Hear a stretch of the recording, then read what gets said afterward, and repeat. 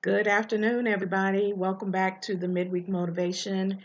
My name is Brina, and we come to you every Wednesday, 12 p.m. Eastern Time, with just a brief word of encouragement, inspiration, enlightenment. So, thank you for joining us today, and I hope you're doing well.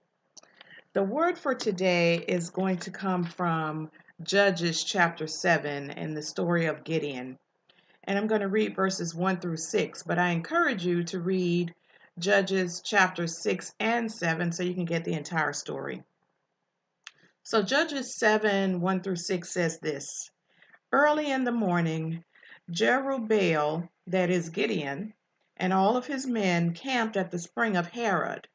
The camp of Midian was north of them in the valley near the hill of Moreh. The Lord said to Gideon, You have too many people, too many men for me to deliver Midian into their hands.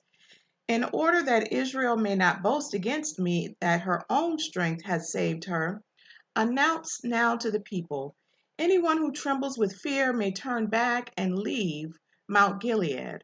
So 22,000 men left, while 10,000 remained. But the Lord said to Gideon, There are still too many men. Take them down to the water, and I will sift them for you there. If I say, This one shall go with you, he shall go. But if I say, This one shall not go with you, he shall not go. Verse 5. So Gideon took the men down to the water.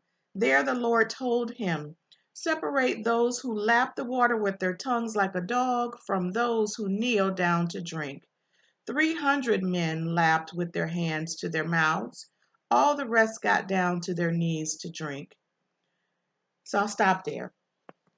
So again, this is the story of Gideon. And just to give you a little bit of background, so the Israelites are now living in the promised land, but they have been um, placed under the rule of the Midianites for their disobedience.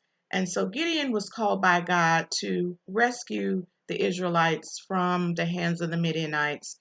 And if you read Judges chapter 6, you'll see that he says that, why are you choosing me? I'm from the smallest tribe. I'm not worthy. I'm not ready for this job. But then he decides to move forward and do what God has instructed him to do. And then we are here at verse 7. And so he starts off with 32,000 men who are going to uh, overtake the Midianites. But God says, no, that's too many. So they go from 32,000 to 300. And so you might wonder, well, how are they going to free themselves with only 300 men as opposed to 32,000? So the word for today, and sorry, it took me a while to get to the word. The word for today is small but mighty. Gideon only had 300 men to work with according to what God wanted, because God wanted to ensure that God, would get the glory and not the men themselves. And if you read the rest of Judges chapter 7, you'll see that the Israelites, the 300 men, didn't even have to fight. All they had to do was blow their trumpets, and that caused confusion amongst the enemy. They began to kill themselves. So the point I want to make is we don't have to be huge to make an impact. And we shouldn't allow people to down us because maybe what we're doing is small. So maybe you've just started a business or you've started a ministry and it's moving forward, but it's small. But that's okay. Zechariah 4 and 10 says that we should not despise small beginnings, and everyone has to start somewhere. But what's important is that you're making an impact. Is your business impacting those who come to you? Is your ministry being a blessing to those who are a part of your ministry? We should not despise small beginnings, and we shouldn't allow people to look down on us because what we have might be small.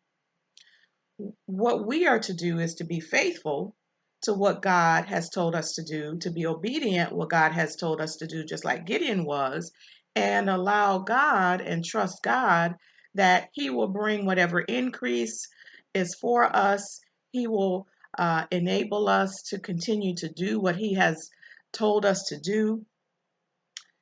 And so Gideon really only needed to trust God to be victorious. And that's a message for us as well.